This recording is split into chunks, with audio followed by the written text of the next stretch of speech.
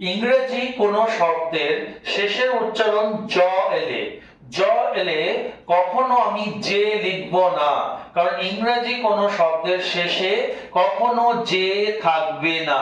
যে লেটারটা ইংরেজি কোনো শব্দের শেষে থাকবে না। তাহলে জ সাউন্ড এলে কি করব? হয় ডি জি ই লিখতে হবে তোমায়, নয়তো শুধু জি ই লিখতে হবে। তাহলে ইংরেজি কোনো শব্দের শেষে জ সাউন্ড এলে হয় ডি জি লিখবো, নয়তো জি ই লিখবো, যে লিখবো না। কখন ডি জি লিখবো আর কখন জি ই লিখবো আমরা দেখে নিই।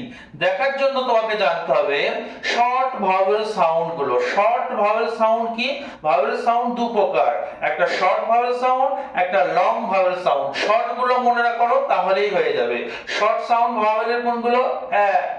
এ ই অ আ, মানে হা করলেই বেরিয়ে যাবে, শর্ট সংক্ষিপ্ত, বেশি আমি টানছি না, দীর্ঘায়িত করছি না।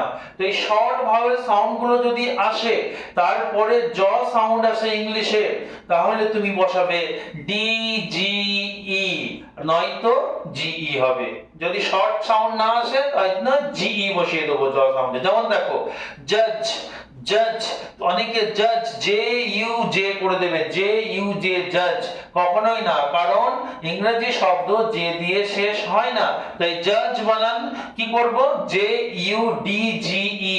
কেন ডি জি ই হলো, জি ই হলো না? কারণ দেখো জাজের জাজ, হ্যাঁ জাজ, জাজের এখানে ইউটা আ, জাজ আ কি সাউন্ড? আ হচ্ছে শর্ট সাউন্ড। দেখো আ শর্ট সাউন্ডের মধ্যে আছে, তো শর্ট সাউন্ডের পরে যদি জ সাউন্ড হয় আমরা ডি জি ই লিখবো। যেমন ব্রিজ, ব্রিজ শেষে যে আছে দেবো না, কারণ যে দিয়ে ইংরেজি ওয়ার্ড শুরু শেষ হয় না। তাহলে ব্রিজ, ব্রি ই, তাহলে এখানে ইটা দেখো কি শর্ট সাউন্ড, শর্ট সাউন্ডের পরে জ সাউন্ড এলে কি লিখবো? D G E. তো bridge spelling B R I D G E.